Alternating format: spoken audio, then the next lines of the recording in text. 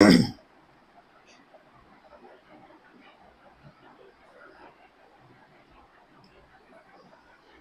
येशू ख्रिस्ताच्या नावामध्ये सर्वांना सलाम. आपण आपल्या बायबल स्टडीला सुरुवात करत आहोत आणि मला माहित आहे की तुम्ही सगळेजण खूप एक्सायटेड आहात की आपण आपला प्रथमच ऑफलाईन बायबल स्टडी सुरू करत आहोत. आणि मुंबईमध्ये ही आपली वेळ आहे की चर्चच्या दृष्टिकोनातून आपण याची सुरुवात करावी. आणि कुठला विषय घ्यावा तर मनापासून इच्छा होती की आपला जो विषय आहे तो प्रगटीकरणच असावा, ज्याद्वारे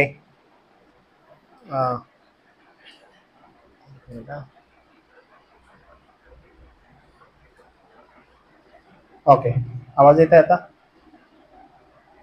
तर आपला विषय जो आहे तो प्रगटीकरणच असावा, यासाठी की जे निर्वाधित सत्य पवित्र वचनामध्ये लिहिलेलं आहे ते आपल्याला समजावं आणि ते गुज मंडळीला कळावं अशी फार मनापासूनची इच्छा होती. आपण सुरुवात करत असताना माझी इच्छा आहे की आपण पवित्र वचनाकडे जाऊया पहिला आणि थोडंसं पाहूया आणि मग प्रार्थना करूया. आपण एक वचन वाचूया. एक म्हणजे ती 3 वचन आहेत एकत्र. रोमकरास पत्र याचा 16वा अध्याय, रोमकरास पत्र याचा 16वा अध्याय आणि वचन 25 आणि 26 आणि 27 ही एकत्रच काही पवित्र शास्त्रामध्ये वचनं आहेत आणि काही पवित्र शास्त्रामध्ये वेगवेगळी वचनं आहेत. तर आपण भाषांतरामध्ये फरक आहे, पण आपण ही वचनं तिन्ही वाचूया. पॉल याविषयी काय म्हणत आहे ते थोडस समजावून घेऊया. रोमकरास पत्र याचा 16वा अध्याय, वचन 25, 26 आणि 27.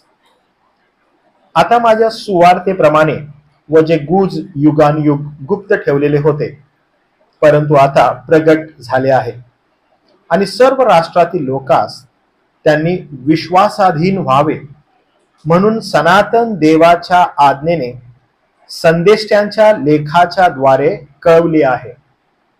त्या गुजाच्या प्रगटीकरणाप्रमाणे येशू ख्रिस्ताविषयीच्या घोषणेप्रमाणे तुम्हास स्थिर करण्यास समर्थ, जो केवळ एकच ज्ञानी देव, त्याला येशू ख्रिस्ताच्या द्वारे युगानुयुग गौरव असो. आमेन. हे जे वचन आहे हे वचन परमेश्वरातनं प्रभू येशू ख्रिस्तामध्ये जे गुज आहे, गुज या शब्दाला इंग्लिशमध्ये वारंवार मिस्ट्री असं म्हटलेलं आहे.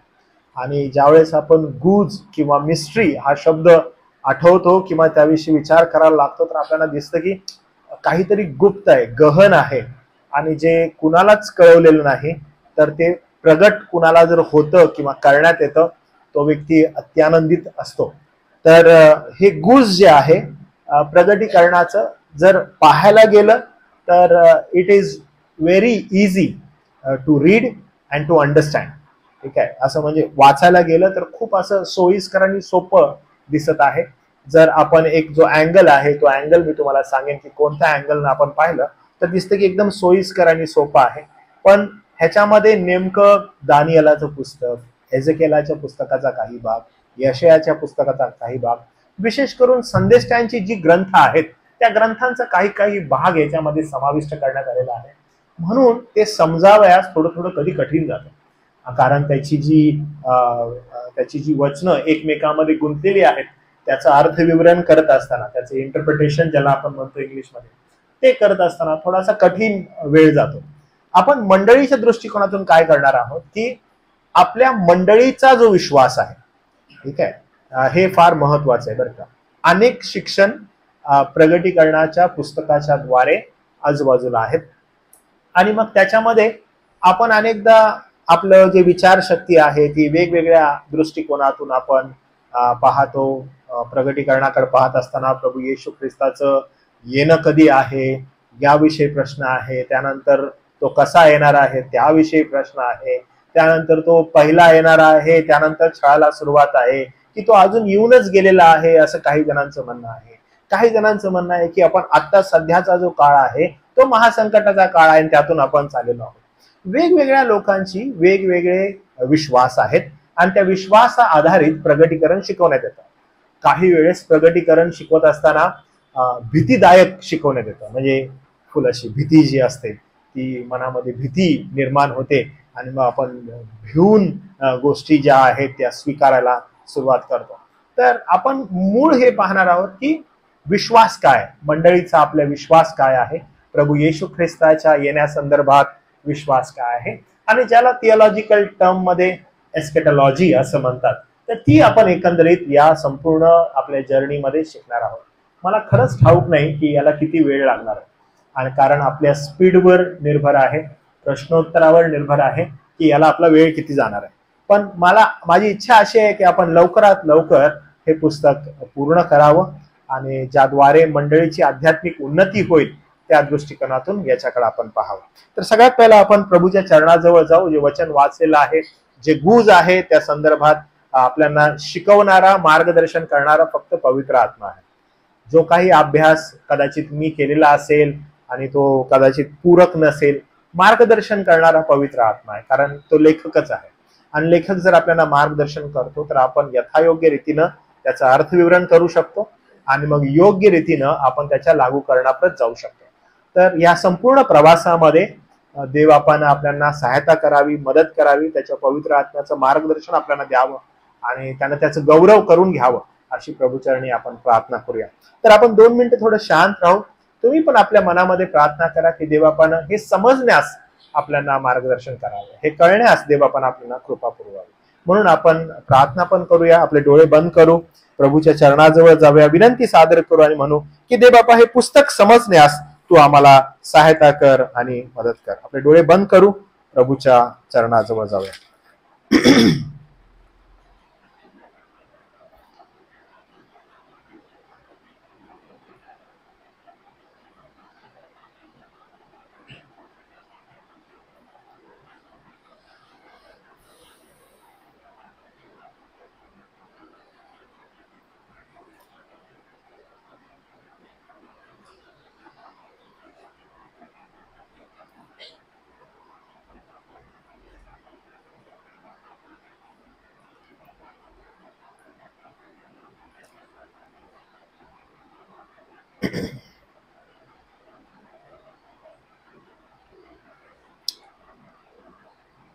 या पुस्तकामधील पहिला अध्याय आणि 3रं वचन असं म्हणतं, या संदेशाचे शब्द वाचून दाखवणारा, ते ऐकणारा व त्यात लिहिलेल्या गोष्टी पाळणारे हे धन्य, कारण समय जवळ आलेला आहे. आपण प्रार्थना करूया. प्रभू, आम्ही तुझे मनापासून आभार मानतो. दे बापा, आम्ही तुझी उपकार स्तुती करतो, कारण तू चांगला आहेस. तुझी दया देवा तू आम्हावर केलीस आणि प्रभू येशू ख्रिस्तामध्ये देवापा मंडळीची स्थापना केलीस. त्या मंडळीचे अविभाज्य घटक देवापा तू आम्हाला बनवलेस. यासाठी आमची स्वतःची अशी काही पात्रता नाही किंवा लायकी नाही. त्याहून पलीकडे देवापा त्या मंडळीनं भटकू नये, इतर विश्वासामध्ये जाऊ नये, तर त्यांनी ख्रिस्ताच्या वचनामध्ये स्थिर स्थावर व्हावं. यासाठी प्रभुदेव बापा तू मंडळीला वचन दिलंस आणि त्या वचनामध्ये तुझं जे सत्य आहे ते त्या मंडळीला देवबापा तू सांगितलंस. आम्ही मनापासून तुझे आभार मानतो की ते सत्य प्रभुदेव बापा आम्हाला दिलं, कारण ख्रिस्त म्हणतो की माझं वचनच हे सत्य आहे. आणि प्रभुदेव बापा आम्ही तुझे आभार मानतो की आम्हाला अशा मंडळीत देवा तू ठेवलंस की जी मंडळी त्या सत्यावर आधारित आपलं जीवन जगत आहे. ते सत्य एकमेव स्तोत्र आमच्यासाठी आहे. आम्ही या वेळेला देवापा ज्या वेळेस तुझ्या पवित्र शास्त्रातील वचनांचा अभ्यास करत आहे, विशेष करून आम्ही पवित्र शास्त्रातील एकदम शेवटलं पुस्तक प्रगटीकरण देवापा शिकायला प्रारंभ करत आहे. आम्हाला देवापा सर्वप्रथम धीर दे, आम्हाला ज्ञान दे, आमचे ज्ञानचुक्ष देवापा तू उघड आणि प्रभुदेव बापा तुझं गौरव आम्हाला अधिक चांगल्या रीतीनं कसं करता येईल ती संधी तू आम्हाला वारंवार उपलब्ध करून दे अशी विनंती आम्ही तुला करतो. पुन्हा एकदा आजच्या ह्या दिवसाबद्दल आम्ही तुझे मनापासून आभार मानतो. प्रभूजी, मी स्वतः दे बापा तुझ्या चरणाजवळ येतो आणि विनंती सादर करतो की प्रभू, माझ्याकडे कृपेनं पहा. तुझं वचन शिकवत असताना, त्याचं योग्य अर्थविवरण करत असताना तुझी कृपा पुरव. कोठेही दे बापा कमी पडू नये. तर प्रभू, जे काही तोंडचे शब्द आहेत, मनचे विचार आहेत प्रभू दे बापा, जसं दावीद राजा म्हणतो, ते सर्व तुला मान्य असो प्रभू. हे सर्व तुझ पासून असू दे, यासाठी की दे बापा, जर कोण गौरवीला जावा तर तो वधस्तंभावरील ख्रिस्त असावा. आम्हाला दे बापा तुझ्या दयेमध्ये तू घे अशी विनंती करतो. तारणारा प्रभू येशू ख्रिस्त याच्या नावात प्रार्थना केली म्हणून देवा तो. आमेन. प्रगटीकरणाचं हे जे पुस्तक आहे, ज्या पुस्तकाला आपण सुरुवात करत आहोत, पवित्र शास्त्रातील हे एकदम शेवटलं पुस्तक आहे. आणि अनेकांना जे ह्या पुस्तका संदर्भात प्रश्नही असतात आणि उत्कंठाही खूप जास्त असते की प्रगटीकरण नेमकं काय आहे आणि या प्रगटीकरणाकडे कशा रीतीनं पाहायला पाहिजे. माझा सगळ्यात पहिला पुढे जात असताना आपण खूप इंटरॅक्टिव्ह हे सर्व घेणार आहोत येणाऱ्या दिवसामध्ये. कारण बायबल स्टडीची हीच माझी पद्धत आहे की मी खूप जास्त इंटरॅक्टिव्ह घेत असतो. इंटरॅक्टिव्ह इन द सेन्स प्रश्न उत्तर मला खूप आवडतात. तर आपण एकदम म्हणजे हे काही प्रीचिंग नाहीये चर्चमध्ये आपण जसं दर संडेला करतो, तर आपण इंटरॅक्टिव्ह घेणार आहोत, प्रश्न विचारणार आहे आणि मग पुढे जाणार आहोत. तर आपण पुढे जात असताना आपण थोडं समजून घेऊया की प्रगटीकरण आणि प्रगटीकरणासंदर्भात तुमच्या स्वतःच्या काय तुमचे स्वतःचे काय विचार आहेत किंवा काय तुम्हाला वाटतं.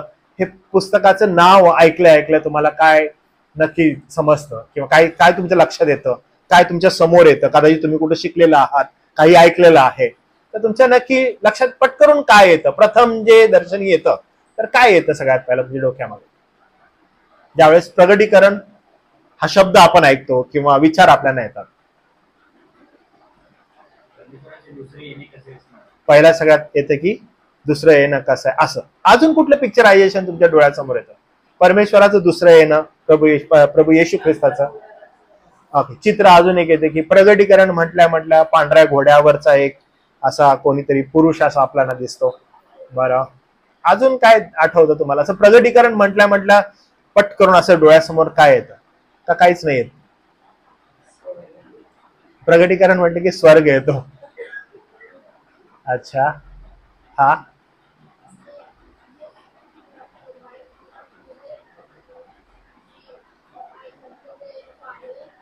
आईज फायर दिसतात. हा, टंग स्वॉट दिसते. माझ्याकडे एक पोस्टर आहे बरं का तसं, ते आद्विक जे आता म्हणत आहे ना, सेम ते बिलकुल 4थ्या अध्यायामध्ये त्याचं वर्णन आहे की तो घोड्यावर स्वार होऊन येणार आहे, त्याच्या डोळ्यामध्ये अग्नी आहे. ठीक आहे, अशी आग आहे आणि जी जीभ आहे ती जीभ नसून ते तलवार आहे, दुधारी तलवार आहे, असं काहीतरी. बरं, अजून अजून अजून काय तुम्हाला आढळतं? प्रगटीकरण म्हटल्या अजून काय निदर्शनास येतं किंवा डोक्यात काय येतं?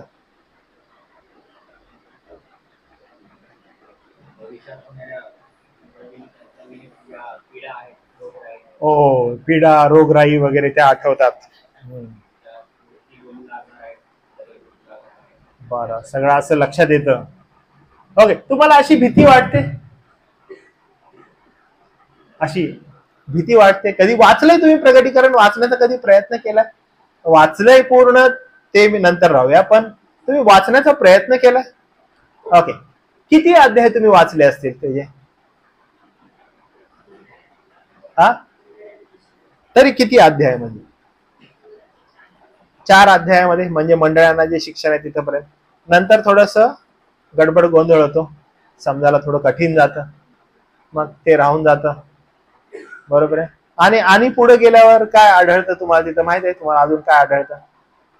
असं काही प्राणी वगैरे आढळतात ज्यांची काही विचित्रच काहीतरी अंग आहे. मग आपण म्हणतो हे काय विचित्र सगळं आहे, नको नको नको. मग आपण तिथे पटकरून पळ काढतो, आपण म्हणतो काहीतरी भयानक वाटतं. बर, आणि मग समजा असं कोण प्रगटीकरण ज्यावेळेस कधी शिकवतं, आपण आपल्यामध्ये कुतूहल आहे, आपण पटकरून जाऊन तिथे काय करतो, जाऊन बसतो आणि आपल्याला ते एक्साइटमेंट असते की काय शिकवणार आहे आणि आपण ऐकायला लागतो. आणि तिथं पण जर समजायला नाही लागलं तर आपण म्हणतो जाऊ देच, इधर भी नाही समज रहा है, छोड दो. मग आपण काय करत आहे, तिथून पळ काढत आहे. पण प्रगटीकरण हे जे आहे, हे पुस्तक जे आहे, हे तसा जर विचार केला ऐतिहासिक दृष्टिकोनातून, जे आपण आता पाहणार आहोत, 4 पार्ट आहेत. ओके, प्रत्येक जण वेगवेगळ्या दृष्टिकोनातून ते पाहत, आणि मी तुम्हाला तेही शिकवलेलं आहे. मला असं वाटतं की आपल्या संदेशांमध्ये झालेलं आहे की संदेशला ज्यावेळेस भविष्यवाणी करतो तर ती कशी असते, ती ज्या वेळेला, ज्या घटकेला, ज्या घटना आजूबाजूला होत असतात त्या दृष्टिकोनातून संदेशा जो आहे तो भविष्यवाणी करत असतो. आणि जवळच जी संतुष्टता असते, ती जवळची संतुष्टता मनुष्याला किंवा विश्वासणाऱ्यांना मिळावी ही अपेक्षा असते. पण जे भविष्य असतं, त्या भविष्या संदर्भात ज्या घडणाऱ्या गोष्टी आहेत त्याविषयीही सांगण्यात येत असतं, आणि त्यावेळेस संदेशाला ते कळत नाही. पण आपण आज जे पाहणार आहोत, तुमच्या मनातील जे काही प्रश्न आहेत ते प्रश्न होत असताना आपण सगळ्यात पहिला जे मूळ पाहणार आहे ते प्रगटीकरणाचं पुस्तक, त्याचा पहिला अध्याय आणि पहिलं वचन. म्हणजे तुम्हाला एकंदरीत ना या पुस्तकाचा बेस समजेल. ओके, बेस एकदम काय आहे, इंट्रोडक्शन. तुम्हाला माहित आहे ना, प्रत्येक जे पुस्तक आहे पवित्र शास्त्रातील, त्याचे इंट्रोडक्शन जे आहे ते पहिला अध्याय आहे. तुम्हाला माहिती आहे ना सगळं, मी मागच्या वेळेस तुम्हाला शिकवताना एकदा सांगितलेलं की प्रत्येक जे पुस्तक आहे, कुठलंही पुस्तक पवित्र शास्त्रातील घ्या, आणि प्रत्येक पुस्तकाचा जो बेस आहे, बेस, ठीक आहे, जो पाया आहे, लेखक जो लिहितो, जो पवित्र आत्मा आहे, तो त्याचा मेन पाया पहिला अध्याय आहे. तर आपण काय करणार आहोत, पहिला अध्याय आणि पहिलं वचन तुमच्यातील ना प्रत्येकानं, बरं का, आपण एकत्र वाचायचं. तुमचं बायबल सगळ्यांचं कदाचित वेगवेगळा असेल, पण मोस्टली सगळ्यांचा आरबी आहे. ओके, रिवाइज व्हर्जन आहे. तर ना तुम्ही सगळ्यांनी काय करा, एकत्र वाचा पहिला अध्याय आणि पहिलं वचन, आणि काय समजतं आपण बघूया. ओके, कारण आपण थोडा वेळ ना पहिल्या अध्यायाला घेणार आहे, बरं का. आणि पहिल्या अध्यायाचे वचन 1 पासून ते वचन 20 पर्यंत. ओके, पहिला अध्याय वचन 1 पासून वचन 20. आपण ह्याला वेळ घेणार आहे खूप एका एक्सप्लेनेशनला, कारण हा आपला बेस आहे. तर आपण सगळ्यात पहिला सुरुवात करूया, पहिला अध्याय पहिलं वचन एकत्र वाचूया. स्टार्ट करूया. ओके, येशू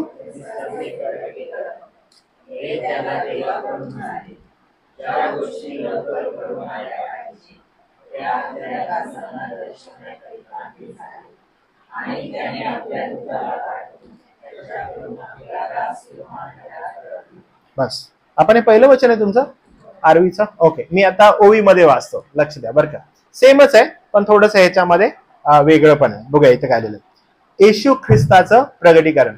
आणि मग तिथं जर तुम्ही बघितलं, प्रत्येकाच्या बायबलमध्ये आरवी ओवी असू दे, ह्याच्यामध्ये सुरुवात अशी आहे, येशू ख्रिस्ताचं प्रगटीकरण.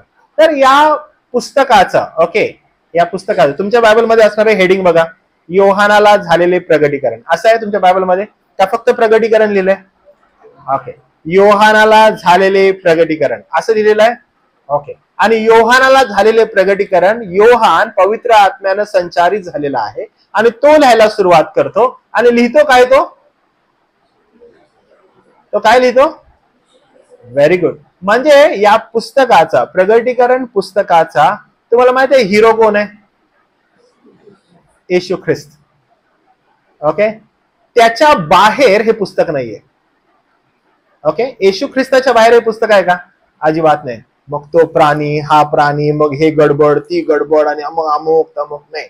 तुम्हाला माहिती आहे हे संपूर्ण जो फोकस आहे, संपूर्ण जे कॉन्सन्ट्रेशन आहे, कुठे आहे concentration? It's directly towards Lord Jesus Christ. ठीक आहे, कुठे चाललंय हे? येशू ख्रिस्त. बरोबर आहे. काय? येशू ख्रिस्ताचे प्रगटीकरण. म्हणजे संपूर्णपणे याचं शिक्षण, याचा फोकस एकच आहे, येशू ख्रिस्ताचं प्रगटीकरण. येशू ख्रिस्ताचं प्रगटीकरण आता कुणाला झालंय तर बघून घ्या बरं का. स्वतःचं शीर्षक त्याचं काय? येशू ख्रिस्ताचे प्रगटीकरण. हे त्याने आपल्या दूताला पाठवून निजदास योहान याला कळवले. ठीक आहे, दूताला पाठवलं आणि योहान स्वतःचं डिस्क्रिप्शन असं करतो की मी निजदास जो योहान त्याला हे कळवलं, जे लवकर झाले पाहिजे ते निजदासांना दर्शवण्याकरिता त्याला हे देवापासून प्राप्त झालं. कुणाला प्राप्त झालं? योहानाला. निजदास योहान याला हे प्राप्त झालं. काय आहे बरं शीर्षक? योहानाला झालेले प्रगटीकरण नाही, येशू ख्रिस्ताचे प्रगटीकरण. ठीक आहे. तर हे प्रगटीकरण जे आहे, जे रेव्हेलेशन आपण ज्याला म्हणत आहे, याचं शीर्षक काय जर कोणी विचारलं तर त्याचं शीर्षक असं आहे, येशू ख्रिस्ताचे प्रगटीकरण. ठीक आहे. येशू ख्रिस्ताचे प्रगटीकरण. Take it from right to left. ठीक आहे. राईट पासून लेफ्ट पर्यंत घ्या, फ्रंट पासून बॅक पर्यंत घ्या, अप पासून डाऊन पर्यंत घ्या. कुणाविषयी बोलत आहे? येशू ख्रिस्ताचं प्रगटीकरण. ठीक आहे. ते समजावं म्हणून देवाच्या दूताला पाठवलं निजदास योहान याच्याकडे. का तर निजदासांना अजून समजावं, म्हणजे इतर जे दास आहेत त्यांना कळावं येशू ख्रिस्ताचे प्रगटीकरण. ठीक आहे. ह्या संपूर्णचं शीर्षक काय? येशू ख्रिस्ताचे प्रगटीकरण. इंग्लिश मध्ये याला रेव्हेलेशन असं म्हणतात, revelation of Lord Jesus Christ. Okay. येशू ख्रिस्त, लॉर्ड जीसस ख्राइस्ट जो आहे, प्रभू येशू ख्रिस्त, त्याचं प्रगटीकरण. प्रगटीकरण हा जो शब्द आहे तो ग्रीक मध्ये अपोकॉलुपसिस. ओके. अपोकॉलुपसिस असा आहे. मी त्याचं स्पेल तुम्हाला करतो, नंतर तुमच्या स्क्रीनवर पण दिसेल बरं का. APOKALUPSSIS. ओके.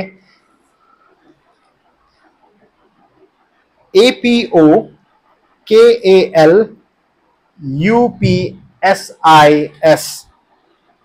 आणि हा जो शब्द आहे हे आध्यात्मिक सत्याचं अनावरण किंवा त्याचं उघड करणं किंवा त्याचं वर्णन करणं असं ते आहे.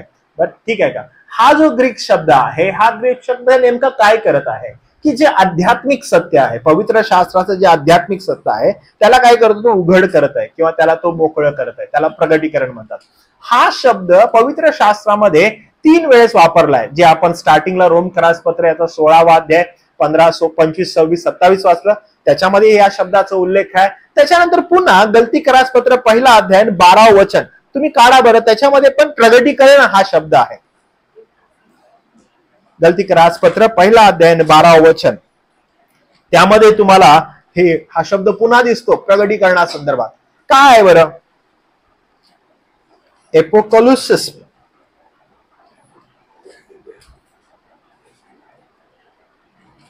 वाचाल का कोणीतरी? गलतीकरासपत्र 1 अध्याय 12 वचन. कारण ती मला मनुष्यापासून प्राप्त झाली नाही, हा, आणि ती मला कोणी शिकवली नाही. बरोबर. येशू ख्रिस्ताच्या प्रगटीकरणाने ती मला प्राप्त झाली. येशू ख्रिस्ताच्या प्रगटीकरणाने. ही जी सुवार्ता आहे, पुन्हा आरवी आणि ओवी मध्ये हा फरक आहे. असं म्हटलं की ही गूज आहे, आणि हे गूज कोणी मला माणसापासून कळवले नाही, मिस्ट्री.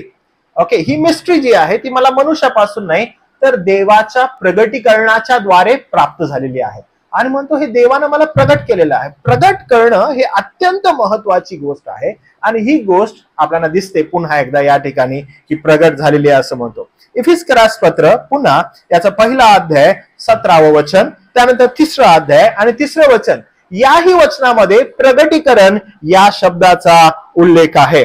ग्रीक मध्ये अपोकॉलुपसिस. अपोकॉलुपसिस. वाचाल का कोणीतरी? इफिस 1 अध्याय आणि 17 वचन. हा.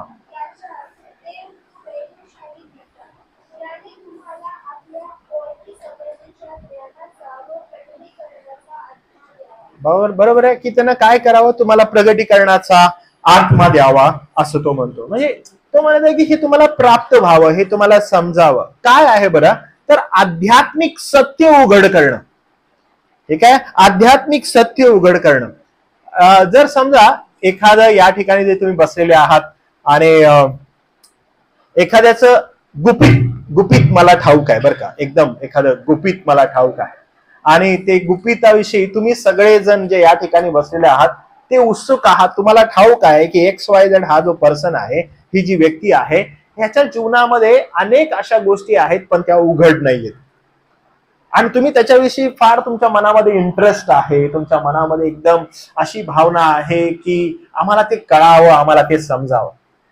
आणि तो व्यक्ती एकदम असा धीर गंभीर आहे, आणि तुम्ही त्याला रोज पाहता आणि त्याच्या जीवनामध्ये जे चालू आहे ते तुम्हाला ठाऊक असावं असं वाटतं की किती रहस्यमय व्यक्ती आहे हा, आणि तुम्ही त्याच्याकडे पाहता आणि म्हणता हा रहस्यमय आहे, हा रहस्यमय आहे. काय असेल ना याच्या जीवनामध्ये? एव्हरी डे तुम्ही ज्यावेळेस इथून घरी जाता आणि घरामध्ये विचार करू लागता काय नक्की रहस्य आहे याच्या व्यक्तीमध्ये, काय चाललेलं आहे ह्याच्या जीवनामध्ये, आम्हाला ठाऊक असायला पाहिजे, आम्हाला समजायला पाहिजे, आणि तुम्ही तो विचार करत आहात.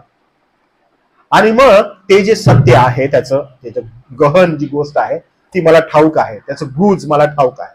आणि हे मला ठाऊक असताना मी एक दिवस तुमच्या समोर आलो आणि तुम्हाला म्हणालो की मला ना या व्यक्तीचं गहन सत्य ठाऊक आहे, ते मला तुम्हाला सांगायचंय, ते गुज मला तुम्हाला सांगायचंय. मी तुम्हाला सांगतो, ह्याच्याहून ज्या दिवसाची तुम्ही एवढ्या दिवस वाट पाहत होता, ज्या दिवसाविषयी तुम्ही एवढे उत्सुक होता, तो दिवस आता येऊन ठेपलेला आहे की त्या व्यक्तीचं एवढं रहस्यमय जीवन तुम्हाला आता प्रगट होणार आहे आणि तुम्ही आनंदाने उड्या मारत आहे. का बरं? कारण आज आम्हाला गुज प्रगट होणार आहे. या गुजा संदर्भात हे जे गुज असतं, या गुजाविषयी आपण फार आवेशी असतो आणि पहिल्यापासून आपली ही इच्छा असते की आपल्याला एखाद्या गोष्टीचं रहस्य, एखाद्या गोष्टीचं गुज कळावं. आता हे महत्वाचं आहे. काय महत्वाचं आहे माहितीये का?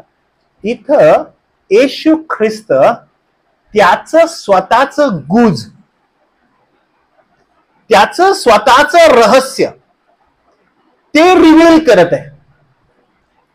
आणि मग मी तुम्हाला एकदा एक सांगितलेलं होतं की इफिस्करास पत्र याचा पहिल्या अध्यायामध्ये पॉल जो आहे तो मंडळीसाठी एक प्रार्थना करत आहे.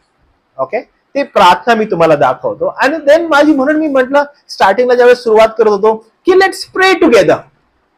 काय प्रार्थना करूया बरं सगळ्यांनी एकत्र मिळून? तर बघा हा, की आपल्याला हे गुज कळावं. हे नॉर्मल सर्वांना समजतं का? नाही. तर बघा हा, इफिस्करास पत्र याचा पहिला अध्याय आणि वचन 15 पासून पुढे. इफिस्करास पत्र याचा पहिला अध्याय वचन 15 पासून पुढे.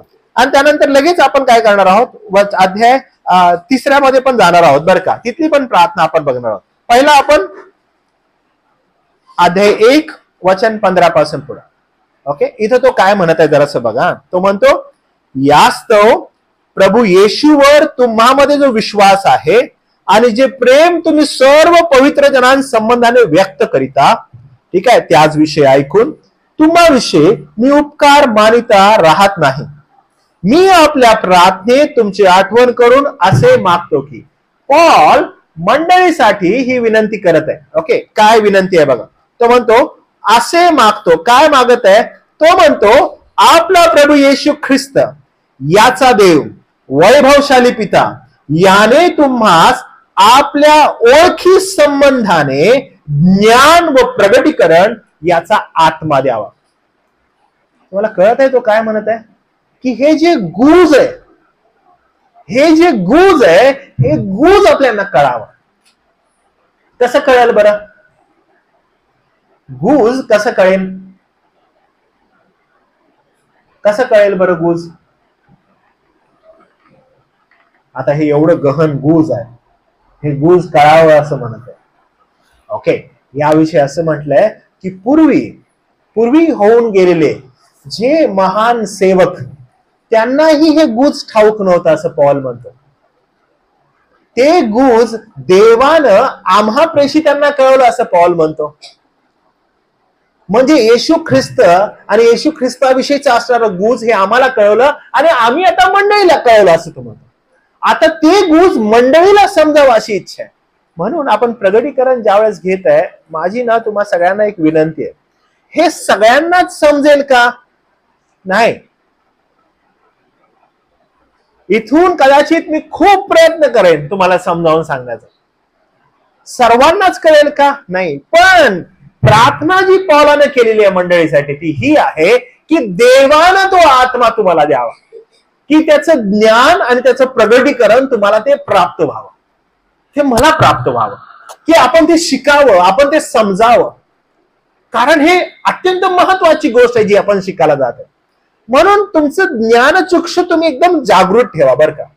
येणारा प्रत्येक शब्द, येणारे प्रत्येक वचन याच्याकडे तुम्ही लक्ष द्या, यासाठी की देवाचं वचन तुम्हाला कळावं, तुम्हाला समजावं, त्याचं अर्थविवरण तुम्हाला कळावं. कारण का बघा इथे पुढे काय लिहिलंय, असं की तुमचे ज्ञानचक्षु प्रकाशित होऊन त्याच्या पाचारणापासून होणारी आशा काय, पवित्र जनांमध्ये त्याने दिलेल्या वचनाच्या वैभवाची संपत्ती केवढी, आणि जे आपण विश्वास ठेवणारे त्या आपणाविषयीच्या त्या सामर्थ्याचे अपार महत्व ते काय, हे तुम्ही त्याच्या बळाच्या पराक्रमाच्या कृतीवरून ओळखून घ्यावं.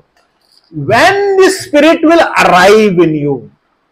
आता ज्या वेळेस तुमचं तारण झालं, देवाचा आत्मा तुम्हामध्ये आलेला आहे, तो तुम्हामध्ये वास करत आहे, तर आता विनंती ही आहे की त्यानं आपले ज्ञानचक्षु उघडावे. आपण आपल्या देहाच्या दैहिकतेच्या गोष्टींपासून वेगळं होऊन आपला फोकस आपण पूर्णतः वचनावर लिहावा, यासाठी की त्याचं गौरव व्हावं.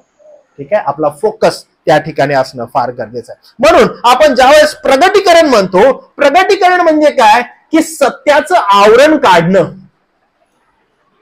प्रगटीकरण काय आहे की सत्याचं आवरण काढलेलं आहे, त्याचं झाकण काढलेलं आहे. आणि म्हणून हे जे प्रगटीकरण आहे, येशू ख्रिस्ताचं प्रगटीकरण, त्याचं आवरण काढण्यात येतं. आणि आवरण काढत असताना त्यात काय आहे हे समजण्यासाठी आपल्याला ज्ञानचक्षु असणं फार गरजेचं आहे. आपले नेत्र, आपलं ज्ञान उघडलेलं, आपण पाहणारे योग्य रीतीनं असं असणं फार आवश्यक आहे. रोमकरास पत्र याचा 8वा अध्याय आणि 19वा वचन, येशू ख्रिस्ताचा तो देवाचा पुत्र असं ते प्रगटीकरण आहे. काय रेव्हेलेशन आपल्याला मिळत आहे, देवाचा पुत्र असं प्रगटीकरण तो होत आहे. लूका वर्तमान 2रा अध्याय आणि 32वा वचन, ख्रिस्ताचा अवतार म्हणून त्याला प्रदर्शित करण्यात येत आहे. त्यानंतर त्याच्या दुसऱ्या येण्याच्या वेळी त्याचे तेजस्वी प्रगटीकरण असंही त्याचं विश्लेषण होत आहे. 2 थेसलोनिकरास पत्र याचा 1ला अध्याय आणि त्याचं 7वं वचन तुमच्या इथे दिसत बघा. ही सगळी वचनं तुम्हाला या ठिकाणी आढळतात. तुम्हाला लिहून घ्यायचे असतील तुम्ही पट करून लिहून घ्या. मी थोडा वेळ थांबतो.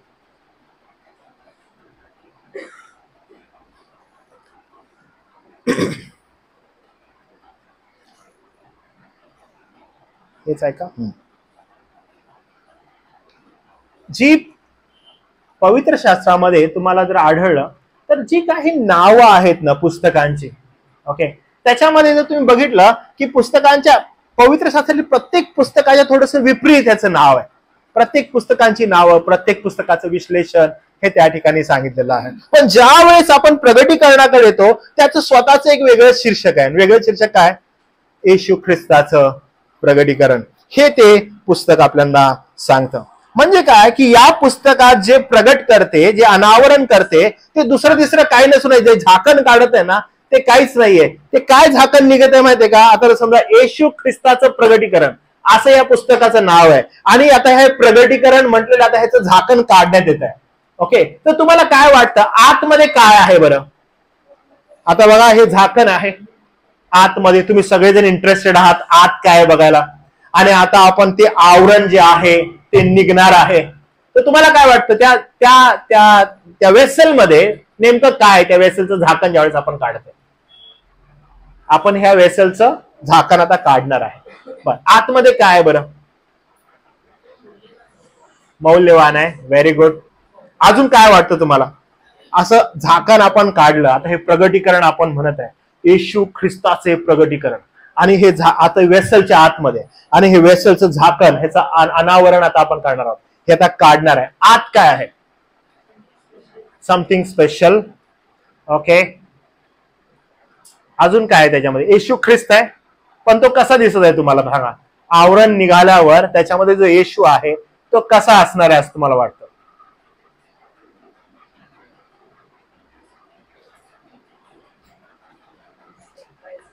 सरप्राईज न भरलेला असेल. बरं, प्रकाशमय. हा, असंच त्याचं अजून आहे. पण अजून काय विश्लेषण करू शकाल? प्रकाशमय. अजून काय बोलू शकाल त्याला? दुसरं अजून नाव काय असतं?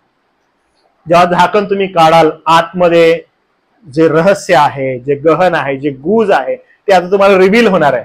आतमधून जो बाहेर येणार आहे तो काय आहे असं तुम्हाला वाटतं? येशू आहे, ऍब्सोल्युटली प्रकाशमय आहे, बरोबर. पण त्याला अजून काय नाव तुम्हाला देता येईल? किंवा काय वेगळं तुम्हाला बोलताय?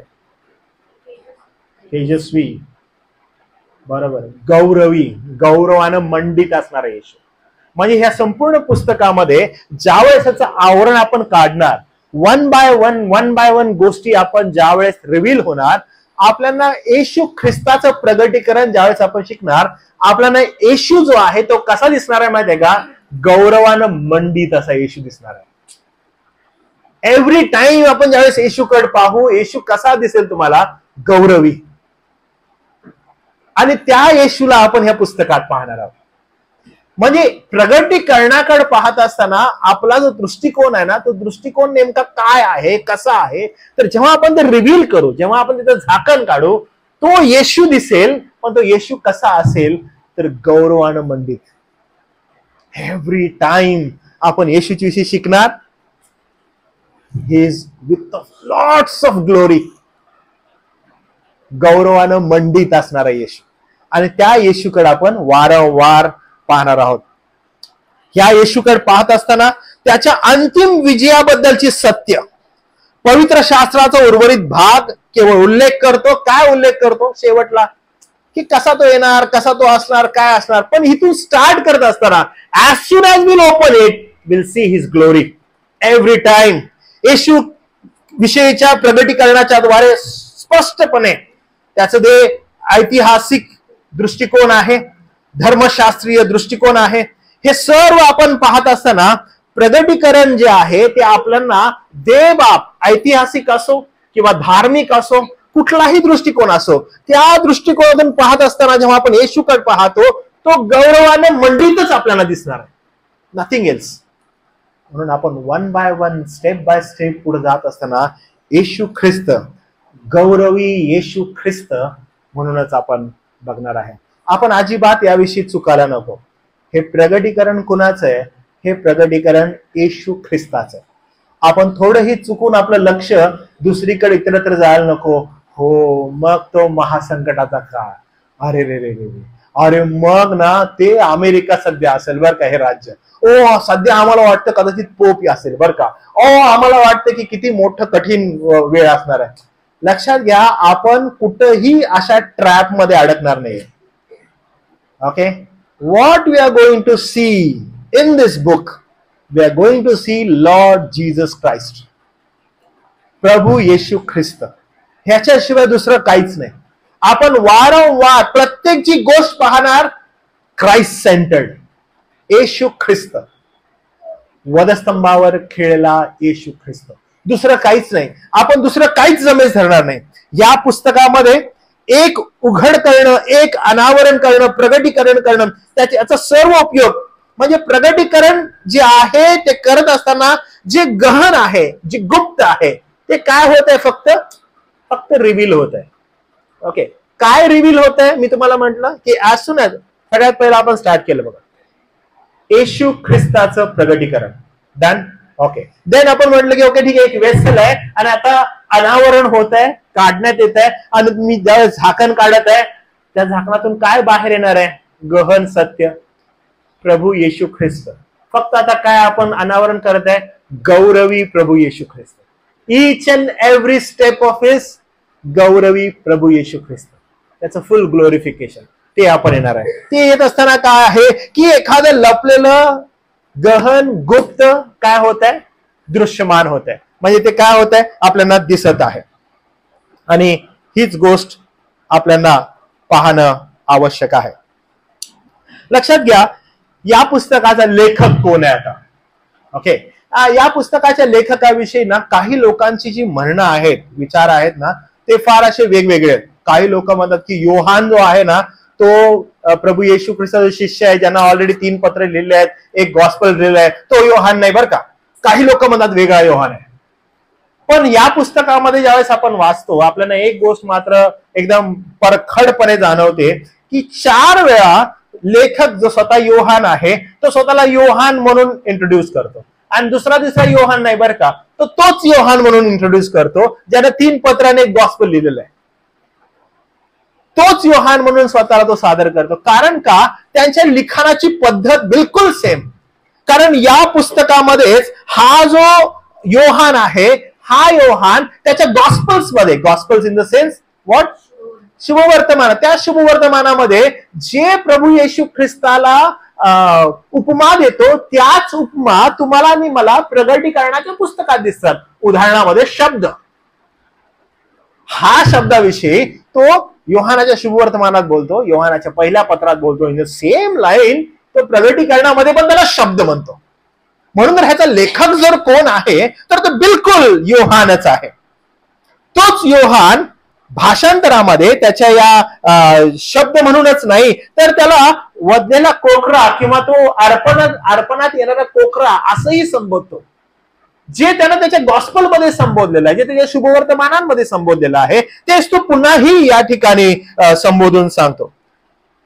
आणि त्यामुळं त्याचं जे समांतर आहे लिहिण्याचं, त्या समांतरावरून आपल्याला हे कळतं की याचा लेखक जो आहे त्याचा लेखक फक्त आणि फक्त योहानच आहे. जो योहान शुभवर्तमान लिहितो, जो योहान 3 पत्र लिहितो, तोच योहान असं म्हणतो की प्रगटीकरण ही त्याचंच आहे आणि तो वारंवार त्याविषयी सांगतो आणि प्रगट करतो आणि ठणकावूनपणे लोकांना सांगतो की हे प्रगटीकरण मीच लिहिलेलं आहे.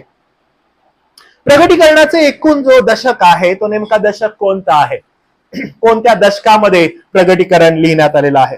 तर प्रगटीकरणाचं जे लिखाण आहे असं बोलण्यात येतं. आणि ज्यावेळेस आपण दृष्टिकोन पाहतो प्रगटीकरणाचा, आजूबाजूचा जो त्याचा ऐतिहासिक जो दृष्टिकोन आहे त्या दृष्टिकोनातून पाहिल्यानंतर एडी 94 to 96 यामध्ये हे लिहिलेलं आहे असं आपल्याला आढळतं. आणि त्यामुळं आपल्याला हे कळतं की ही जी कारकीर्द आहे एडी 94 to 96 यामध्ये योहानानं हे लिहिलेलं त्याचं प्रगटीकरण आहे, ज्यावेळेस देवानं त्याला हे दुधाकरवी दिलं. याच्यामध्ये एक गोष्ट आपल्याला दिसते जी आपल्याला ऐतिहासिक दृष्टिकोनातून समजणं गरजेचं आहे. कारण पहिला अध्याय, विशेष करून दुसरा अध्याय आणि तिसरा अध्याय यामध्ये 7 मंडळांना जी पत्र लिहिलेली आहेत, ती 7 मंडळांना पत्र लिहिण्याचा उद्देश काय, तर या उद्देशावर आधारित आपण प्रगटीकरणाचा अभ्यास करणार आहे. आणि त्याच्यामध्ये प्रभू येशू ख्रिस्त हाच नेमका कोण, हाच नेमका का, याच्यातून आपल्याला काय प्रगट होतं हे दिसणार आहे. हे प्रगटीकरण लिहिण्या अगोदर काही फार विलक्षण घटना घडलेल्या होत्या आणि त्या फार महत्वाच्या होत्या. अराउंड 54 to 56 हा जो कालखंड आहे, या कालखंडामध्ये एका राजाचा जन्म झालेला होता आणि तो राजाचं नाव होतं नेरो. हा रोमन साम्राज्याचा राजा होता आणि या रोमी राजानं ख्रिस्ती लोकांचा फार भयान छळ केला 54 पासून 68 पर्यंत. आणि हा छळ काही साधा सुद्धा नव्हता. त्यानं स्वतःचं नगर जाळलं. आणि तुम्हाला ही स्टोरी माहित आहे का इतिहासामध्ये, तुम्ही कधी ऐकलेली आहे नेरोची स्टोरी? हा एक तरुण राजा होता आणि ह्याची आई काहीतरी ख्रिस्ती अशी होती.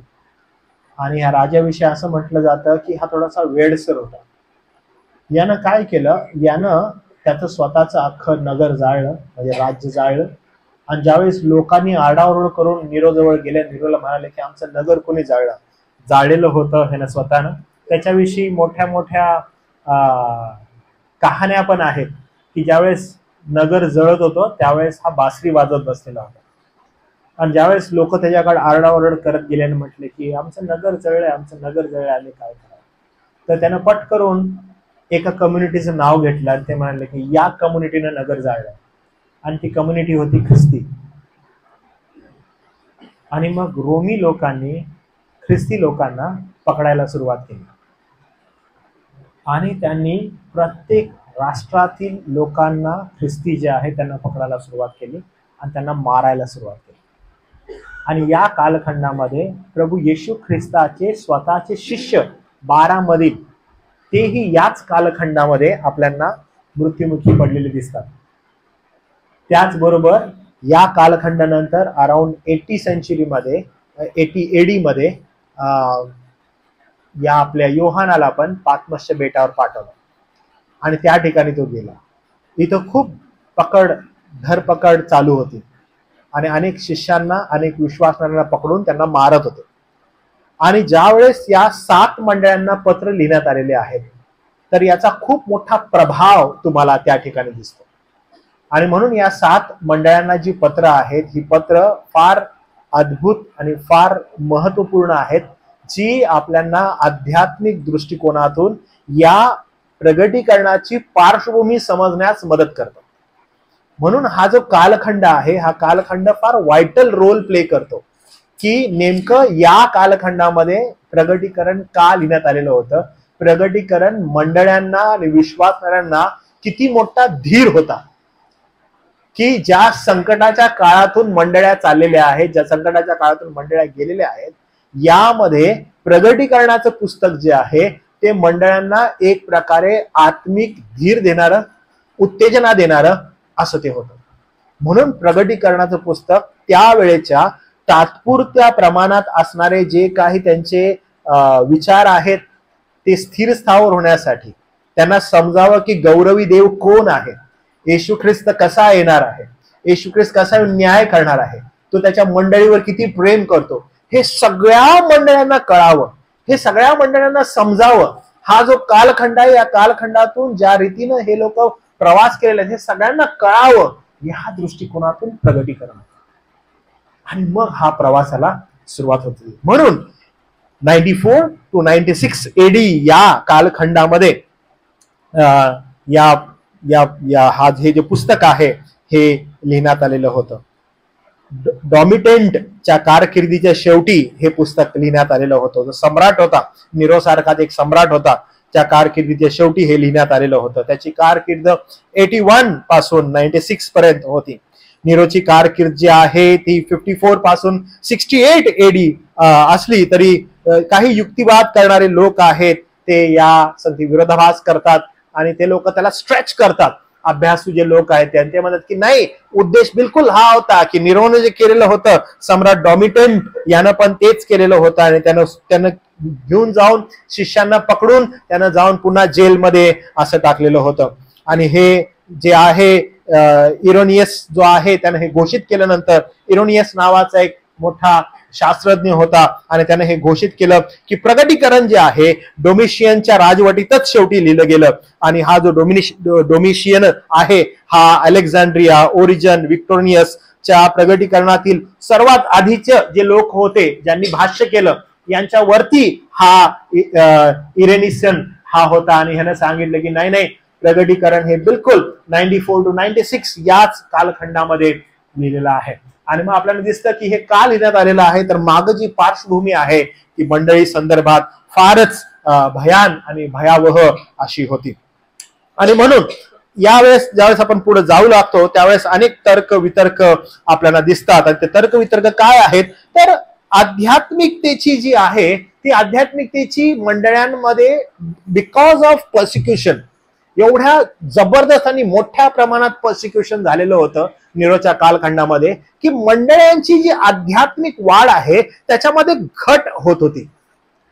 आणि म्हणून ज्या वेळेस प्रगटीकरण अध्याय 2 आणि 3 मध्ये आपण बघतो 7 मंडळांना पत्र, त्याच्यामध्ये देवाचा आत्मा मंडळांना दोष लावताना आपल्याला दिसतो.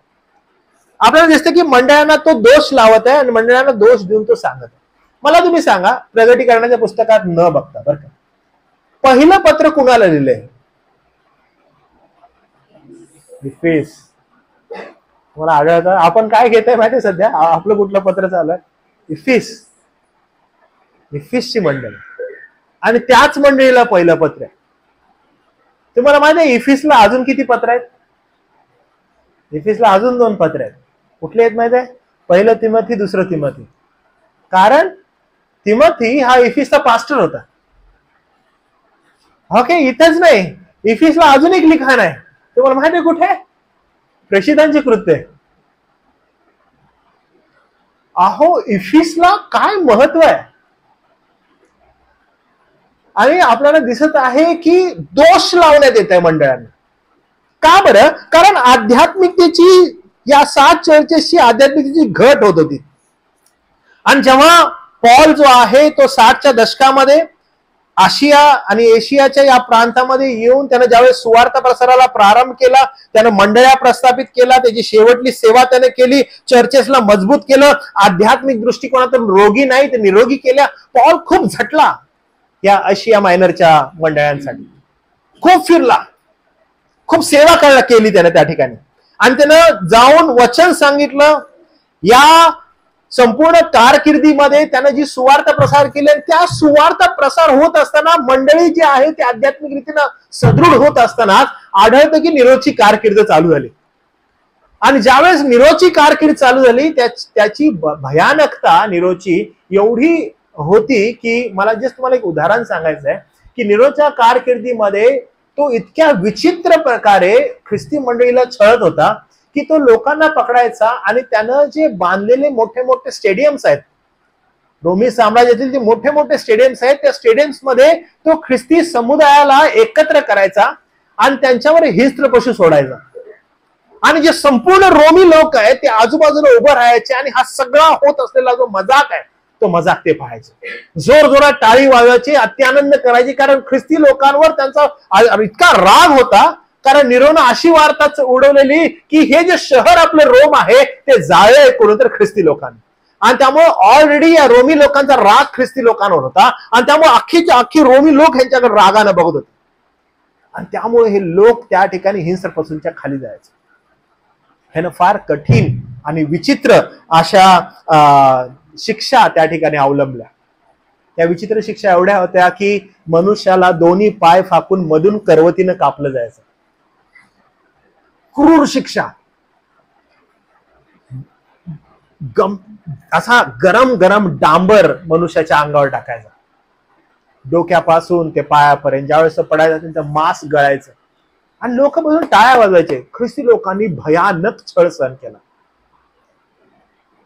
आणि मरुस तोपर्यंत विश्वासू राहणारे पौलाचं जे शिक्षण आहे, पौलाचं जे उत्तेजन आहे, पौलाने लिहिलेली जी पत्र आहेत ती तुम्हाला आणि मला आढळतं हे कुठल्या कालखंडामध्ये मंडळीला त्यानं उत्तेजन दिलं. तर जेव्हा हे सर्व चालू होतं, जेव्हा निरोची ही कारकीर्द चालू होती आणि ही जी घट मंडळांमध्ये होत होती, ही होत असताना आपल्याला दिसतं 2 अध्याय 6 वचन आणि 15 वचन. जर प्रगटीकरण आपण वाचलं, वाचा बरं कोणीतरी. 2 अध्याय 6 वचन आणि 15 वचन.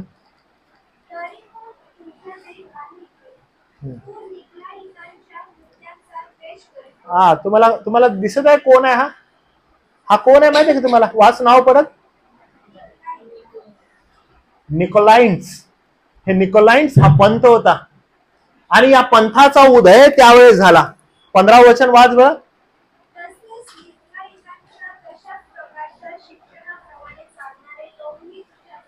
तुम्ही बघितलं, हे लोक जे आहे त्यांचा उदय त्यावेळेस झाला. परिस्थिती फार कठीण होत चाललेली आणि मंडळीमध्ये काय होते, मंडळीमध्ये आध्यात्मिकतेची घट होती. म्हणून अनेक गोष्टींविषयी ज्यावेळेस आपण ती 7 पत्र वाचू लागतो, एक एक एक एक 1 बाय 1 आपल्याला दिसते की दोष लावण्यात आलाय. तुझं हे चांगलं आहे, तुझं हे चांगलं आहे, तुझं हे चांगलं आहे, पण तू आता काय करत आहेस, पण तू आता कशी राहत आहेस. आणि मंडळीला काय करण्यात आला? दोष लावण्यात आला. का बरं? कारण एवढं उच्च पातळीचं शिक्षण पौलानं मंडळांना दिलं. आशिया प्रांतामध्ये पॉल गेला, 3 मिशनरी जर्नी केल्या, सुवार्थ प्रसार जबरदस्त रीतीने केला. बाहेर काय आलं? जेव्हा संकटाचा काळ आला, जेव्हा त्यांना दाबण्यात आलं, अहो कठीण परिस्थिती आली. आणि लोक काय झाले? लोक त्यावेळेस या पंथांचा, विधर्मी पंथांचा ज्यावेळेस उदय झाला त्यावेळेस अनेक लोक त्यावेळेस डगमगू लागले विश्वासामध्ये. पौलानं यांचा उल्लेख नाही केला बरं का त्याच्या पत्रांमध्ये, पण योहान याचा उल्लेख करत आहे आणि योहान उल्लेख करून ते सांगत आहे.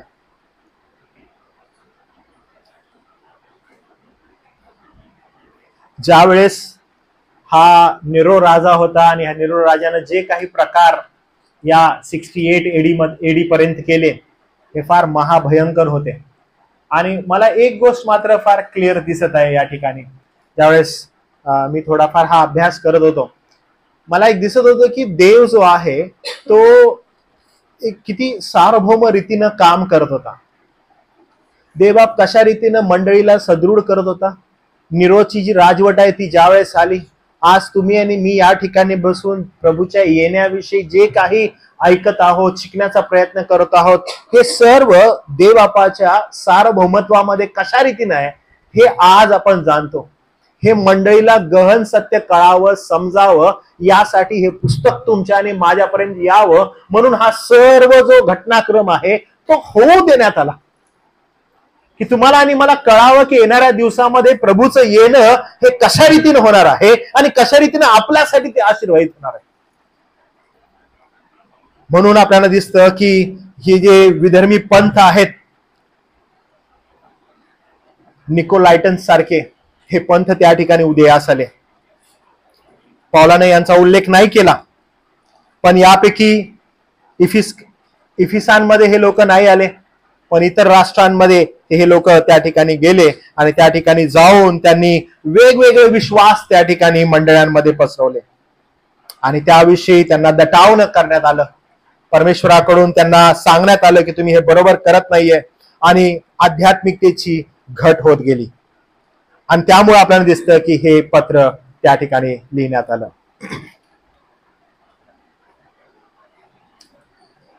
ही जी 7 मंडळ्या आहेत, ज्या 7 मंडळांकडे आता आपण जाणार आहे, त्याचं शिक्षण घेणार आहे, तर ह्या 7 मंडळ्या आशिया मायनर मधील आहेत बरं का. आणि आशिया मायनर जो आहे तो भाग जो आता सध्याची जी तुर्की आहे, तुर्कीच्या जवळपासचा जो भाग आहे त्या भागातील या मंडळ्या होत्या. आपण जे पुस्तक आता वाचत आहोत, जे पुस्तकाचं शिक्षण आपण घेत आहोत, हे प्रथम म्हणजे आपण जे पुन्हा सुरुवात करत असताना पाहिलं की प्रगटीकरणाचा पहिला अध्याय, पहिलं वचन, त्याचा पहिला भाग येशू ख्रिस्ताचं प्रगटीकरण. या पुस्तकात देवाला त्याचा गौरवी पुत्र प्रभू येशू ख्रिस्त जो मंडळीची सेवा करणारा, मंडळीसाठी स्वतःचं बलिदान देणारा असा आहे, त्याविषयी हे प्रगट करतं. त्याचबरोबर विश्वासू साक्षीदार, मृतांचा प्रथम जन्मलेला, पृथ्वीवरील राजांचा अधिपती असंही येशू ख्रिस्ताला या पुस्तकामध्ये संबोधण्यात येतं. अल्फा ओमेगा असंही त्याला संबोधण्यात येतं. त्यानंतर जो आहे, जो होता, जो येणार, जो सर्वशक्तिमान असंही या पुस्तकामध्ये त्याला संबोधण्यात येतं. मनुष्याचा पुत्र म्हणून असंही त्याला संबोधण्यात आलेलं आहे. इतकंच नाही, जो मेला होता पण आता सदा सर्व काळ जिवंत आहे असं म्हणून त्याला या पुस्तकामध्ये संबोधण्यात येत आहे. पुन्हा तो देवाचा पुत्र म्हणून असंही त्याला संबोधण्यात येत आहे. जो पवित्र सत्य आहे असंही संबोधण्यात येतं. आमेन आहे, विश्वासू आणि सत्य आहे, साक्षीदार आहे, देवाच्या निर्मितीची सुरुवात आहे असं त्याला ह्या पुस्तकात संबोधण्यात येतं. त्याला यहुदाच्या वंशाचा सिंह म्हणूनही संबोधण्यात येतं. स्वर्गातील कोकरू म्हणून, पृथ्वीवरील शीर्षक, कृत्य घडवण्याचा अधिकारासह असं म्हणूनही त्याला संबोधण्यात येतं. स्वर्गातील कोकरू म्हणूनही त्याला संबोधण्यात येतं. सिंहासनावरील कोकरू म्हणूनही त्याला संबोधण्यात येतं. मसीहा म्हणूनही त्याला संबोधण्यात येतं. जो सर्व काळ राज्य करेल असं म्हणून त्याला संबोधण्यात येतं. राजांचा राजा म्हणून, प्रभूंचा प्रभू म्हणून, शत्रूवर विजय म्हणून त्याला संबोधण्यात येतं. ही सगळी नावं जी या ठिकाणी तुम्हाला दिसत आहेत, ही सगळी नावं त्याला या पुस्तकामध्ये संबोधण्यात येतात. अनेक समृद्ध धर्मशास्त्रीय जे लोक आहेत ते या दृष्टिकोनातून प्रभू येशू ख्रिस्ताला शोधण्याचा प्रयत्न करतात. आपल्याला या 7 पत्रांमध्ये एक गोष्ट मात्र वारंवार आढळते, जी मंडळांना सांगण्यात आलेली आहे. ती गोष्ट अशी आहे की मंडळी ही पापापासून स्वतःला अलिप्त ठेवणं हे तिचं एकमेव ध्येय असणं गरजेचं आहे. प्रियानो, मी आज या ठिकाणी थांबणार आहे, पण हे थांबत असताना तुम्हाला एका गोष्टीचं मी उत्तेजन देत आहे आणि एका गोष्टीविषयी मी तुम्हाला एक गंभीर इशारा देत आहे. ज्या पुस्तकाची आपण सुरुवात केलेली आहे ना, हे पुस्तक अजिबात म्हणजे असं बाह्य लोकांसाठी त्यांना काहीतरी कळावं, त्यांना भीती बसावी, अजिबात नाही. हे पुस्तक लिहिण्यामागं एकमेव उद्देश तो हा आहे, मंडळी, दुसरं काहीच नाही. म्हणजे काही म्हणजे दुसरा काहीच विचार नाही. याची जर सुरुवात आपण बघितली, इट स्टार्ट्स विथ प्रभू येशू ख्रिस्ताचं प्रगटीकरण. योहानाला झालेले प्रगटीकरण कुणाविषयी? येशू ख्रिस्ताचे प्रगटीकरण, दुसरं काहीच नाही. बरं, आता कुणाला कळवायचं आहे? अगेन मंडळी. येशू ख्रिस्ताचे प्रगटीकरण मी तुम्हाला सांगितलं की सत्य अनावरण करणं, सत्य उघडणं. मी तुम्हाला सांगितलं की सत्य उघडणं एक वेसल आहे, त्या वेसलचं आम्ही अनावरण करत आहोत, ते ओपन अप करत आहोत. ओके, आम्ही ओपन अप करत आहोत. What should church see? मंडळीनं काय बघावं इथं? ओ, काही विलक्षण गोष्ट आहे आम्हाला बघायची आहे, काहीतरी एकदम जबरदस्त आहे आम्हाला पाहायचं आहे. मंडळीनं काय बघावं? तुम्हाला माहिती आहे मंडळी कोण आहे? मंडळी ख्रिस्ताची वाग्दत्त वधू आहे. This whole book is about Christ and his church. This whole book, Christ and his church. तो कुणाला घ्यायला आलेला आहे? पुन्हा मंडळी. खूप इम्पॉर्टंट आहे. जे तुम्ही आणि मी या ठिकाणी बसलो, आपण कुणाशी एकनिष्ठ राहायला पाहिजे? मंडळी. ह्या जगामध्ये जगत असताना आपण कुणाशी अलाइन असायला पाहिजे? मंडळी. म्हणून ज्या वेळेस तू सुरुवात करतो तो म्हणतो थांब मला सांगायचंय का? अरे आध्यात्मिकतेमध्ये घट होत आहे. कुणाची? मंडळी. Let me encourage them. घाबरू नका, कचरू नका, मी आहे. मी कोण आहे हे बघा इथं. तो म्हणतो हे सगळं मी आहे. का आहे? मंडळीसाठी. That's why church is important. तुम्ही जर कुठल्या गोष्टी बरोबर अलाइन पाहिजे तर ते मंडळी आहे. तुमचा फोकस, तुमचं कॉन्सन्ट्रेशन जर कुठं हवं आहे तर मंडळी. इथं चुकू नका, कारण प्रत्येक गोष्ट आणि प्रत्येक गोष्टीचं सोर्स आहे मंडळी आहे. तो ज्या वेळेस येणार आहे तर वाग्दत्त वधूला भेटायला येणार आहे. मला हे चित्र फार आवडतं बरं का. समजा एक मुलगा, एक तरुण मुलगा म्हणजे एक पुरुष आणि एक स्त्री जिचं लग्न होणार आहे, ते दोघं एकमेकावर अत्यंत प्रेम करणार आहेत आणि लगेच त्यांचं लग्न होणार आहे. आणि लग्न व्हायच्या अगोदर त्यांचं जे रिलेशनशिप आहे, जी इंटिमसी आहे, it is not about physical. It about me त्याला कसं बघू, मी तिला कसं बघू, मला तिला कसं बघायला आवडेल, मला त्याला कसं बघायला आवडेल, या दृष्टिकोनातून वाट बघणे.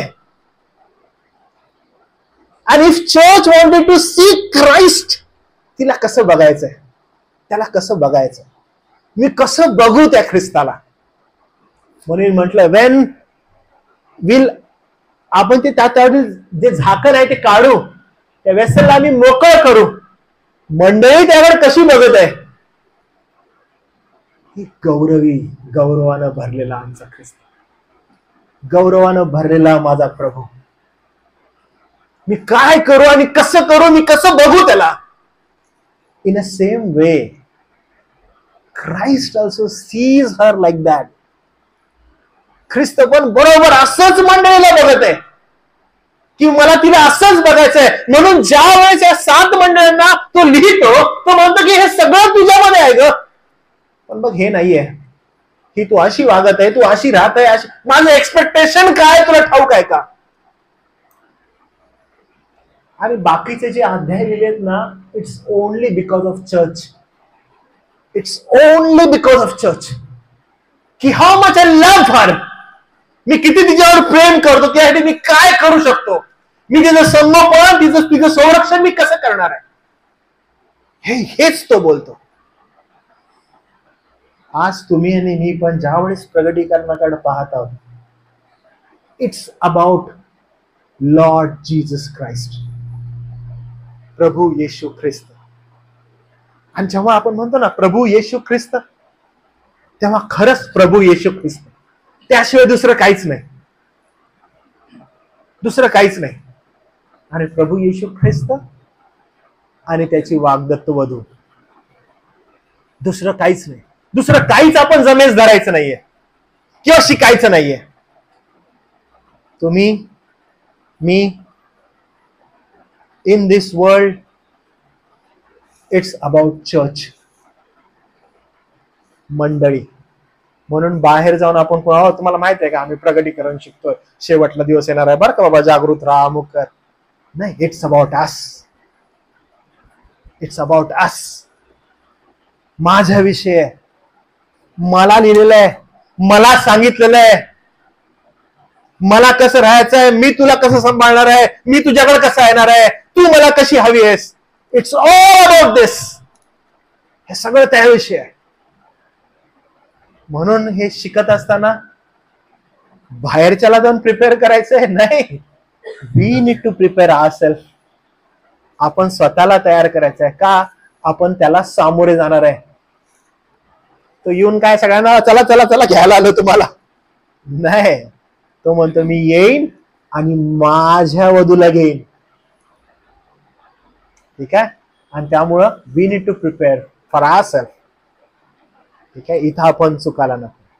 पुढच्या वेळेस ज्यावेळेस आपण येऊ, आपण नेक्स्ट जे 4 मुद्दे आहेत, ज्या मुद्द्यांद्वारे या पुस्तकाकडे पाहिलं जातं, त्या 4 मुद्द्यांकडे बघू. and then we'll go ahead and see की how our church believe. आपण ऍज अ चर्च काय विश्वास ठेवतो, की ह्या घटना कशा होणार आहेत, तो कसा आपल्या वधूकडे येणार आहे, तो काय शिकवत आहे. Got it. आपण थांबूया या ठिकाणी आणि मग प्रार्थना करू. आणि तुमचे काही प्रश्न असतील तर मी ते प्रश्न घेतो. प्रार्थना करूया. दे बापा, आम्ही तुझे मनापासून आभार मानतो, तुझी उपकार स्तुती करतो, कारण तू चांगला आहेस. प्रभू येशू ख्रिस्त जो तू आम्हासाठी दिलास, त्यानं आम्हाला सांगितलं की मी तुम्हाला एकटा असं सोडणार नाही. त्याच्या शिष्यांना तो बोलला, मी जातो आणि मी जाऊन तुम्हासाठी जागा तयार करतो, कारण जेथे मी आहे तेथे तुम्ही असावं. तो म्हणाला जाण्या अगोदर की मी आपली मंडळी रचीन, तिच्या पुढे अधोलोकाच्या द्वाराचं काहीच चालणार नाही. ही प्रभू अद्भुत कृपा त्यानं केली, आम्हाला मंडळी दिली, त्याचे अविभाज्य भाग आम्हाला केला. तो पुन्हा येणार आहे आपल्या मंडळीसाठी. प्रभू एक मंडळी म्हणून आम्हाला देवा तू तयार कर. आम्ही एकनिष्ठ असावं, आम्ही अलायन असावं प्रभू, मंडळी बरोबर, जगाबरोबर नव्हे, जगी गोष्टींबरोबर नव्हे, कारण तो गौरवी राजा पुन्हा येणार आहे. तो गौरवी राजा त्याच्या मंडळीला घेण्यास येणार आहे. प्रभू आमचं अंतकरण तू तयार कर. आम्हाला देवा तुझ्या दयेच्या आड देवा तू घे. जसं प्रभू आम्ही सुरुवात केली की आम्हाला काय कळावं, आम्हाला देवापा ज्ञान दे, तुझं गुज कळावं म्हणून, आमचे ज्ञान चक्षु उघड, आम्हाला प्रगटीकरण कळावं म्हणून. आम्हावर देवा तुझी दया कर. या संपूर्ण पुस्तकामध्ये जर काही आम्ही पाहावं तर तो आमचा राजा प्रभू येशू ख्रिस्त जो गौरवी आहे तो.